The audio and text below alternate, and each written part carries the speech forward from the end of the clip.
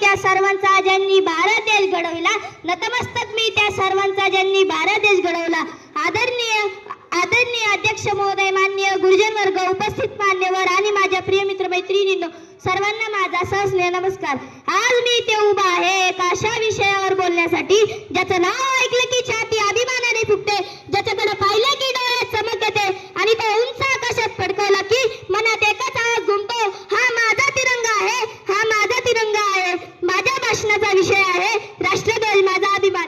मित्रांनो, आपला तिरंगा म्हणजे केवळ 3 रंगांचा कापड नाही, तो आपल्या देशाची ओळख आहे. ती आपल्या शूरवीरांची त्यागाची आठवण आहे, ते आपल्या स्वाभिमानाचं प्रतीक आहे.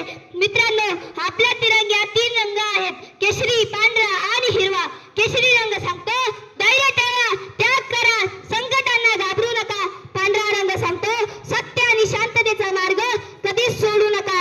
आणि हिरवा रंग सांगतो प्रगती करा, समृद्ध व्हा, देशाला पुढे न्या.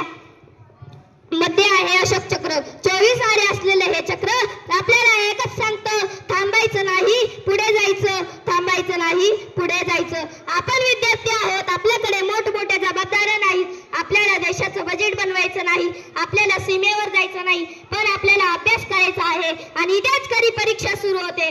परीक्षेच्या आधी आपण पुस्तक उघडतो, पुस्तक आपल्याकडे पाहतं, आपण पुस्तकाकडे पाहतो आणि दोघांनाही एक प्रश्न पडतो, आपण एकमेकांना आधी कुठे पाहिलंय का? पण मित्रांनो, आपल्याला जर आपल्या देशाला चांगले नागरिक हवे असतील तर आपल्याला अभ्यास करावाच लागेल. कारण आजचा विद्यार्थी म्हणजे उद्याचा भारत आहे. कारण आजचा विद्यार्थी म्हणजे उद्याचा भारत आहे. मित्रांनो, आपला देशाला स्वातंत्र्य मिळवून देण्यासाठी ज्या स्वातंत्र्य सैनिकांनी आपले प्राण अर्पण केले